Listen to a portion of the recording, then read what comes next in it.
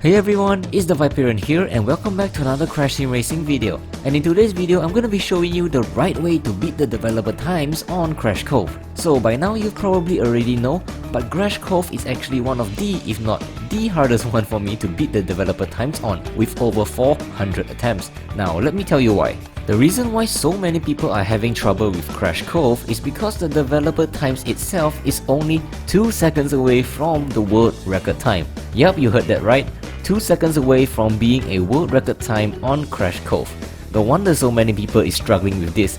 You literally have to be on a speedrunners level to win this. It took me from about 10 PM at night to 8 in the morning just to beat Crash Cove, and after an excruciating 10 hours, I finally beat the ghost. Plus, I also found out what I was doing wrong the entire time, so I actually went back into Crash Cove again the next day and beaten it on the first try. So yeah, I'm gonna be sharing what you need to do in Crash Cove, and I'm actually pretty confident that if you follow these steps without messing up, you are pretty much guaranteed to win the developer times. So let's get right into it. Now, before you attempt in beating the developer times in Crash Cove, here are a few things you need to know first. Speed, speed, speed. Your life will be much easier this way. You will be doing loads of straight line drifting and wall hugging. So the speed will give you the most control for that on this particular map. And finally, there are actually 6 key things you need to do on this track that will either determine your failure or success in beating the ghost. These must be focused on no matter what, especially since the ghost is close to being a world record time. Now with that out of the way, let's finally hop onto the track and start the guide. Alright, now we're at the start of the track. Jump over the grass once the race has started to save some time. And then here comes the first important area, which is the sharp turn to the left side. All you need to do is to U-turn here to the left side and hug as close as possible to the wall. Always do this on all of the laps because the ghost actually does this. Moving on further ahead, avoid the ramp, it's just a waste of time. Instead, move on to the left side, and here comes the second crucial area, which is the shortcut jump. Now the purpose of this jump is to try your best to get a boost after you've landed. And the best way to do it is to simply jump above the water first and then jump again on the bump to the shortcut. Jumping above the water will allow you to maintain your speed, and since you are jumping again immediately to the shortcut, no speed will be lost, and this will allow you to have that extra height for that boost on the shortcut. Now here's the third part, the shortcut. Drift to the left side 2 times while steering to the right side. Your aim is to actually jump onto the bridge after the arrow sign. Once you've done that, the bridge is actually the 4th crucial part.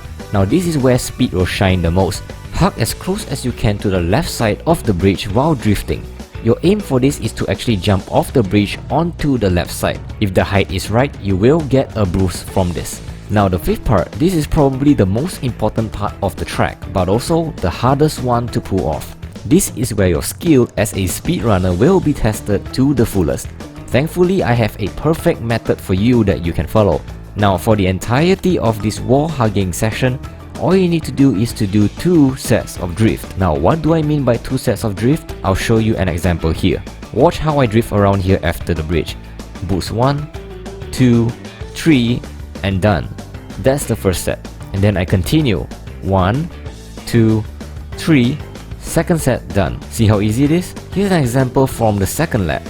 Boost 1, 2 and 3, set 1 complete, and starting the second set, boost 1, 2 and 3, and we're done. Pretty cool, right? But hold on, we're not completely done yet.